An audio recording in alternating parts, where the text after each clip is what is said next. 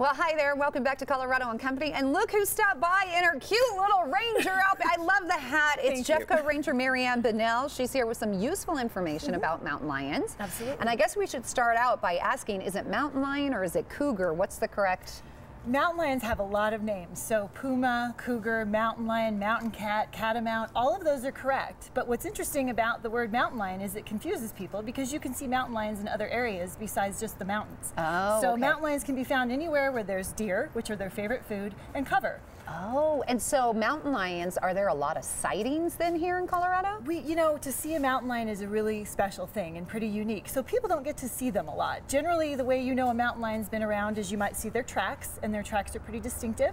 And a lot of people mistake like domestic dog tracks for mountain lion tracks. Oh, you're kidding. Not kidding. So what you want to do is you want to look for a track that doesn't have any claw marks, and they're also distinctly round. So a very rounded shape, and then also have a unique kind of pattern to the interdigital pad. That with no claws would be a mountain lion. Correct. Okay. Correct. How do I visibly recognize if I see it's a mountain lion? Oh, so visibly looking at a mountain. So mountain lions are very large. They're 6 feet long. The tail is quite long. So if somebody tells me they saw a mountain lion but it had a short tail, I know that's not really what they saw. But their tail is quite long, and they carry it, interestingly. It kind of slopes in the middle and then pops up at the end with a black tip. They have a very flat face, and they're just one color. So again, no patterning on them. Okay, and we're looking at right now a picture of a paw, and it's a pretty good size. We've compared it to a cell phone right there. An old school cell phone. I don't know why, but that's what we've done. So that's the paw print that we should be looking for in the area. And what do I do if I see a mountain lion? Sometimes I hear that you should jump up and down and you can scare them, and then I've heard with bears you should play dead. It's a great question. So if you do have the chance to see a mountain lion, the most important thing is to not make yourself at all seem like prey. So the best way to do that is to face the lion, make yourself look very big, use a human voice, shout, wave your arms. If you have something with you like a walking stick or a bike, you know, kind of use that to wave around and just somehow indicate that you're not to be messed with. So normally just act like I do when I have PMS. Correct. Right? Yes. Right, just like that. How do I keep a mountain lion from encroaching on my property? Is there anything that I could put out to make sure that they won't come up? If they want on your property, they're the kind of animal that can go over any sized fence or anything like that. So there really isn't anything to keep them off property. And in suburban and urban areas, it's not really that common that you're going to have a mountain lion on your property.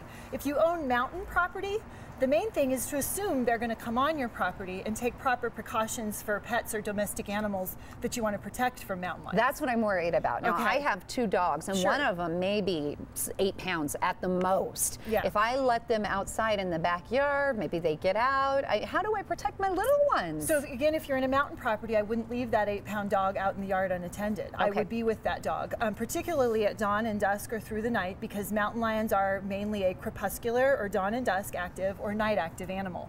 So you want to make sure your small pets or your small domestic animals aren't out in the yard unattended during those active mountain lion hours. Well, and I would think also if you live in the mountains, you should make sure that your trash isn't just left outside. I mean, but what do you do with your trash? You put it in the garage and then sneak up your garage? Well, how do you win in that situation? With trash in mountain areas, have a really great trash can. Invest in a really great trash can that closes well and secures, and that way the smell maybe doesn't get in the garage so much. But I can assure you mountain lions aren't going to be after your trash. Oh, they're not? No, no. They are carnivores, so they're going to be after something that might be interested in your trash. So if you're attracting skunks and raccoons to your trash, that might be an attractant for a mountain lion, if that makes sense. Yeah, that totally makes sense. Yeah. Now, we're looking at a great picture at night of a mountain lion. You can see the eyes glow. Is there a certain time of that we should be looking for mountain lions? Are they only out at night or during the day? Well, a lot of times in suburban and urban areas, we find mountain lions up in a tree because they've ended up in these suburban and urban areas by accident. Maybe they were following deer down a draw,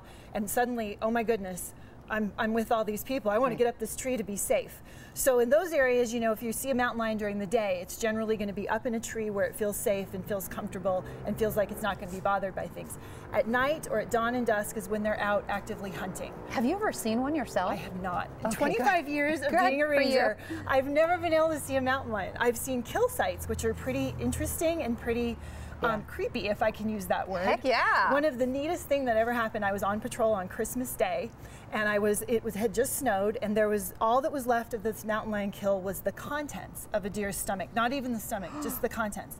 And I realized what had happened, and I started looking around, and I looked up the hogback, and it had been snowing, and there were these sets of tracks coming down the hogback. Oh my And I thought, okay, I just want to measure this. So I went up. No, why didn't you run at that point? So can you guess the distance between tracks? That mountain lion was 22 feet between bounds. So it's coming down that hillside at that deer. Running. 22 feet between each gallop. And that is when the hair rose on the back of my neck, and I looked around and I thought, I'm out of here. I'm just gonna keep going. Nothing will happen here. Just gonna keep going. Are there any other type of animals that we should look out for right now besides mountain lions? Well, I always think it's a great idea. You know, a lot of our visitors right now are asking, hey, are the snakes still out? And actually, we are still seeing snakes in our parks, really? especially on these really nice sunny days where the trail is nice and warm. So we're trying to remind visitors snake time isn't done yet. They've probably got another couple weeks before they're going to tuck away.